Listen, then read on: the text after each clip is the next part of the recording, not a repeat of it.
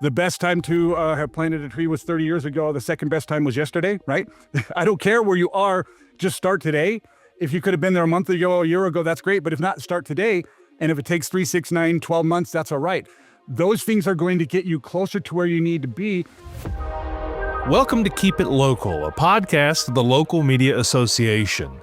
The Local Media Association is intensely focused on helping local media companies discover new and sustainable business models. Welcome to Keep It Local. My name is Ryan Welton with the Local Media Association, and today it is my extraordinarily privilege to be joined by Todd Handy, one of the board of directors for the Local Media Association. Welcome, Todd. Thanks, Ryan. I'm glad to be here. Today, we're going to talk about a report that Todd has written for the Local Media Innovation Alliance. But before we do that, I want to tell you just a little bit about Todd and then have Todd tell us a little bit about himself. Todd has a distinguished local media career and has been part of the Local Media Association for some time, but he's also leading a company called Disruptive Impact. So the first question is going to be the easiest one here. Todd, tell us about yourself, tell us about your local media career, and tell us about Disruptive Impact. Sure, Ryan. Well, my career has zigzagged through media and SaaS and digital transformation. I've spent the last 16 years helping media companies build new revenue streams and navigate disruption. Been through this consultancy, Disruptive Impact. I work with publishers on growth strategies in digital infrastructure, dual transformation, innovation, and so forth. But I honestly think that part of the passion for this work comes from my own life experience. I've had to reinvent myself a few times in my career and in the things that I do personally and professionally. And I think that's very relevant and why I'm drawn to it, because media companies need to reinvent themselves. And I think it's not just possible, I think it's essential, especially in the media industry. How did you get involved with Local Media Association? How long have you been with LMA? I've been on the board since 2020, but I've been involved with the LMA since I think 2012. It was back when it was Suburban Newspapers of America. Nancy Lane brought folks on, I think probably what was the precursor of the very first innovation mission here to Salt Lake City to visit us at Deseret Digital Media when I was there. And that began what has been, I would say, a lifelong, but it hasn't been quite that long, but it feels like that. Great association with the Local Media Association, and my opportunity to have been able to attend a lot of the events, speak at a lot of the events, represent Deseret Digital Media in the industry, represent the LMA, and I've been a proud member of the board and engaged for so many years. It's been great for me. I know, and you know, the LMA events are the absolute best. I just got back from LMA Fest, and even though I was in a capacity of employment, I was working, it was still very gratifying, and I learned a ton there. And I also learned a ton from reading and copy editing, frankly, your report, the LMI report. There weren't many copy edits, but I learned ton in reading the SaaS-ification of media. I've had a long career in local TV news, and what you have presented in this report, and I should note for the audience, this isn't a free report. This is a report that you can purchase, but there's so much value, and we're going to give you a lot of value right here in this conversation. But I learned a ton by reading this because I have worked in the software space before in the earlier parts of my career before I reinvented it coming into local TV. So, but I would tell you for the folks in local news, they may have heard the term SaaS is in SaaS-ification of media, which is what this report is called. But could you talk about what the SaaS-ification of media is, and maybe for some of us who don't even know what SaaS is, maybe just start at the beginning? Absolutely. As I said, my career has zigzagged between media and ad tech and SaaS and straight up tech. And so it's really a confluence, all of that. If anyone's not familiar with the term, SaaS is simply software as a service. The earliest example that I would give was way back in the day when Salesforce stopped shipping disks, right? It was all cloud-based. You didn't have to update your software. One of the biggest transitions in the SaaS space has been Adobe, right? You used to have to buy the bundle of Adobe software. You'd take the CDs home, you'd install it and everything else. And now you don't do that, right? It's all in the cloud. And so SaaS is simply taking software from a product to a service And really, it's about stealing the SaaS-ification of media is about stealing the best playbook from these software companies. It's about building recurring revenue. It's about customer retention. It's long-term relationships. So you don't sell one-off products. SaaS companies, they really obsess over keeping their customers happy month after month, year after year. And so for media, here's the idea. Let's stop thinking about selling campaigns or short-term placements. Let's think in terms of subscriptions, lifetime value of advertisers. How do we build a system where advertisers don't just buy once, but they renew, they expand, they become evangelists for our products? That's really the base idea of the SaaSification of media, applying SaaS principles to build more durable and predictable revenue streams. It makes it a lot easier and a lot more predictable long term to be sustainable if you apply the things that you've just talked about. And you noted a number of terms there like lifetime value, net revenue retention, and you highlight churn a lot in this report. And these are terms that I recognize from my master's program and the limited business experience that I have. But why do you think local publishers should embrace these particular measurements? You've got the editorial, you've got sales. Why should newsrooms embrace those particular measurements, and how might they change their decision making in a newsroom or a news sales team? Sure. So, of course, I can speak more to the sales side because that is my background, but I can certainly speak to the newsroom side from my viewpoint. One of the things I want everybody to know is I am a firm believer that as a go to market executive within a media company, as a revenue generator, if I don't have an audience to sell, I don't have anything, right? So, they're two sides of the same coin. The content side builds the audience and engages the audience, and the monetization side then sells that. So let me speak to that a little bit. One of the things that most media companies know, and it's difficult to admit, but you could speak to many market managers. I've spoken to many throughout my career, and they have all agreed that they typically face 30 to 35% churn per month. So when you start your month, you got to make up 30 to 35% just to get back to zero. And then anything above that will then help you to grow, right? So, because I believe that what gets measured gets managed, right now, many publishers are measuring revenue that comes in or this quarter, how robust their CPMs were, how many clicks they may have. But SaaS companies, they care about how much of that revenue sticks, how long customers stay, and if they're spending more over time, if they're growing. So churn, it's the silent killer. Losing advertisers you've already spent money to acquire is difficult. Long-term value tells you how valuable each relationship is over the long haul. So here's my churn. How much of that am I losing? Or how much of my base am I losing? How much did it cost me to get those? That's customer acquisition cost. How much do they bring me over time? That's lifetime value. When you look at all of those things and then net revenue retention, these are the ultimate health scores. Is your business sticking? Is it growing or is it shrinking? And so if newsrooms are looking at churn of subscribers, or even if you don't have subscriptions, even if you don't have something behind a paywall, if you're just looking at your monthly unique visitors or your visits per session, all of these critical things that we look at to measure engagement of our users and so forth, if we're looking at those numbers and they're declining, then we also have a declining audience, which means we likely are going to have churn in our advertisers because when they're trying to access a specific target audience, when that audience is shrinking or if it's not engaged, they are simply going to find a different place to spend their advertising dollars because they're not getting the return that they need. So SaaS companies are looking at different metrics than media companies are used to looking at. I get that. It's new, but it is absolutely analogous to what we do in media, and we need to start looking at it differently. Before we can understand as newsrooms what that path to sustainability is, we need to understand where we are right now. And in the report, you talk a lot about this go-to-market audit and SaaS readiness. What is, I understand an SEO audit, but what is, you're evaluating what you have. What is a go-to-market audit? And what does that look like for a typical local media company? And how do leaders know if they're truly ready to adopt this type of framework? So like any audit, whether that is your CPA auditing your taxes, whether that is, as you mentioned, SEO audit, whatever it may be, if you have the proper framework, if you have the understanding of what you're trying to measure for and what you're trying to manage and where you're trying to get, this go-to-market audit is a full health check for your revenue engine.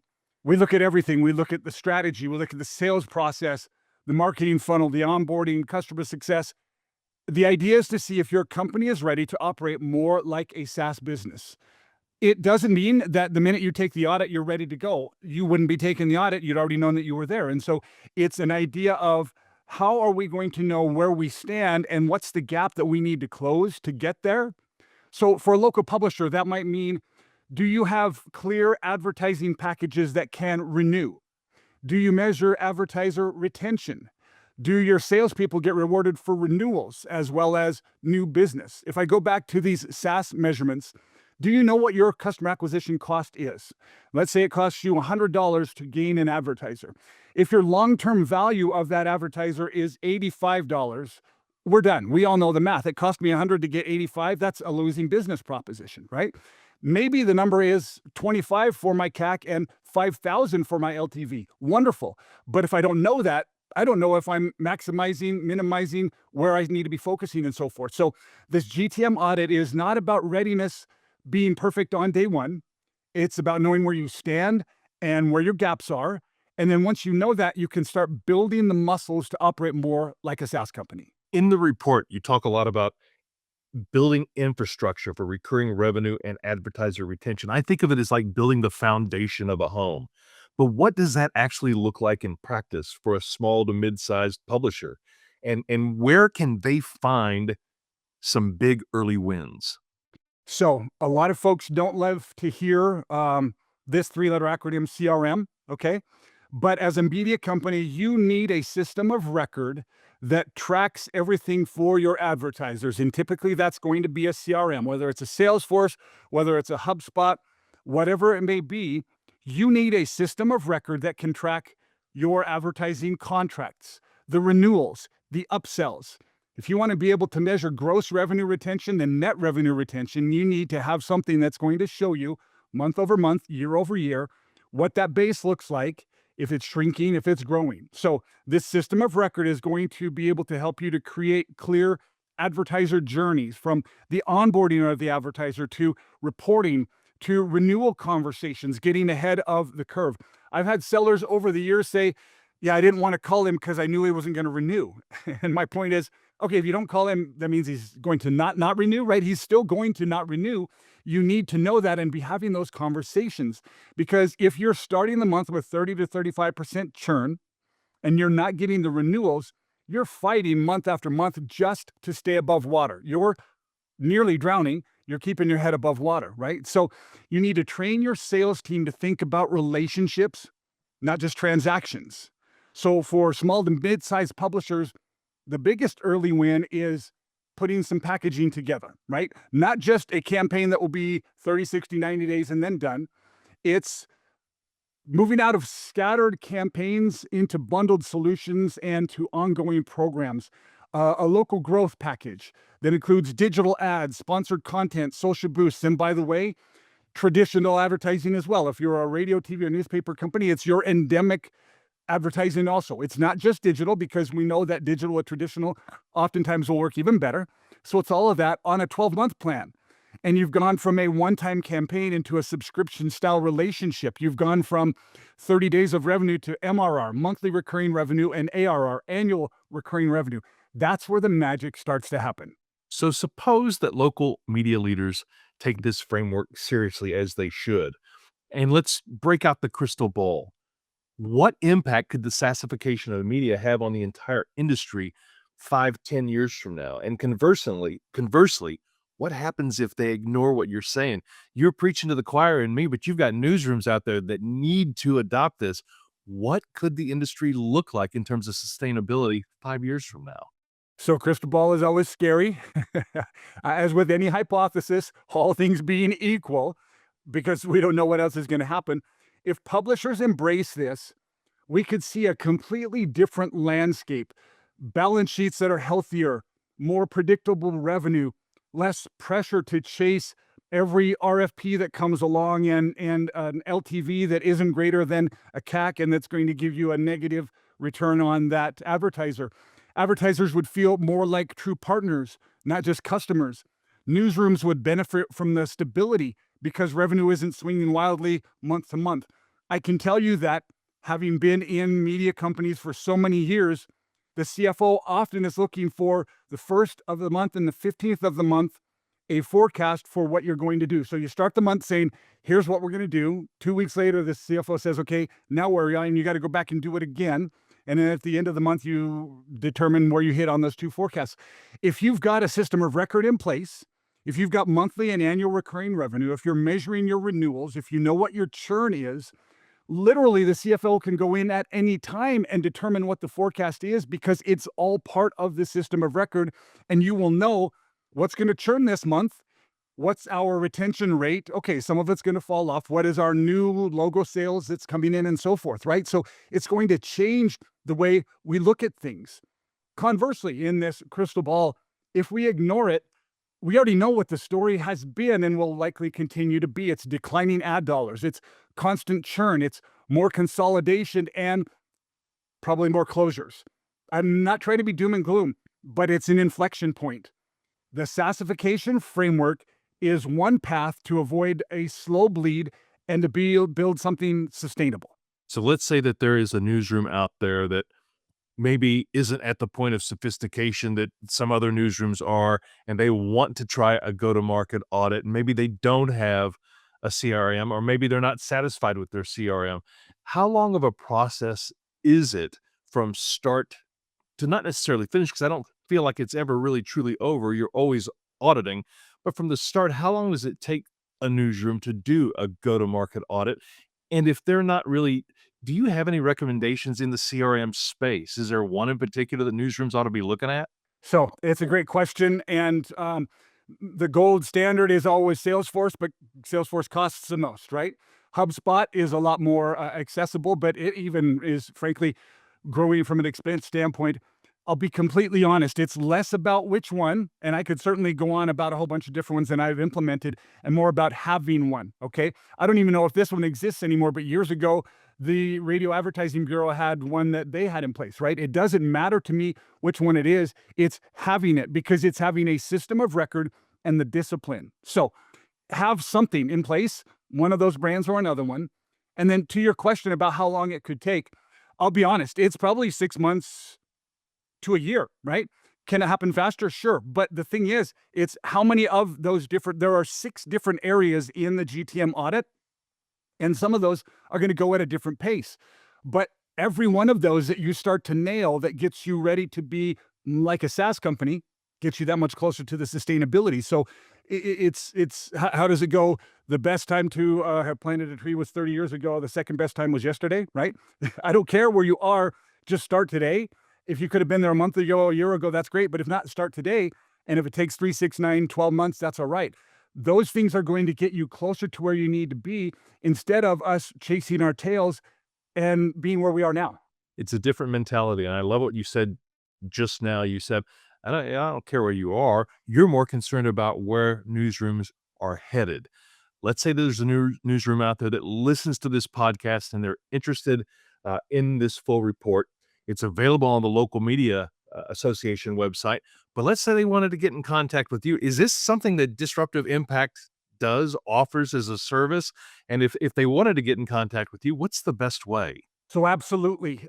First and foremost, anyone who's interested in the GTM audit, I'll email it to you for free, or I can show you where you can download it. You can get a hold of me on LinkedIn, or you can email me at todd@disruptiveimpact.co. So the 2 words together, disruptiveimpact.co. If you email me, I'll send you the GTM audit. I'm happy to do a 30-minute call with a media company to walk through the framework. I don't need to charge for anything like that because I want you to know what the rubric looks like, what the measurements are, and to get your head around that. If you want to spend some more time on it, sure, we can certainly talk about that. But here's the idea. The SaaS-ification of media is certainly a framework, and it will sound like a lot of buzzwords. It will sound like a lot of shiny frameworks and so forth if you aren't familiar with the SaaS industry. But I'll put everybody to the test. All of these buzzwords that you think you've heard, CAC, LTV, GRR, NRR, churn, all those things, Go ahead and Google them. You'll see that those are absolutely the core metrics in SaaS. And so while it may sound new to a media company, just like a SaaS company would say, what's a lead? What's a graph, right? We are thinking about these as something that's new and shiny, but it's not. It's absolutely what SaaS companies have built their survival on. And more than that, it's how they've become sustainable. If we want local media to be sustainable, we need to do what we do best, which is serve our communities and put these things in place so that we have a long-lasting business that can grow and retain and change everything about what we want to do about changing individual lives, changing communities' lives, and so forth. Thank you so much, Todd. For everybody who's listening to this podcast, and just so you know, you may see this on YouTube, you may be listening to this on YouTube, but this is available also on Spotify, on Apple, everywhere that you can get your podcasts. This is probably the 9th episode, I think, 9th or 10th episode that we've done of Keep It Local. So if this is your first time listening to the podcast, know that there are a few more episodes that you can go out and binge if you would like. Todd Handy from Disruptive Impact and, of course, the Local Media Association Board, thank you so much for your time. Ryan, it's my pleasure. Thank you. We'll be sure and put the link to the LMIA report, which you can purchase, and all of Todd's information in our podcast show notes, and then, of course, an article on the Local Media Association website. Until next time, for Keep It Local, my name is Ryan Welton for Local Media Association. This has been Keep It Local, a podcast of the Local Media Association. If you got value out of today's podcast, why not give it a review wherever you heard it and share it with a fellow journalist or an entire newsroom?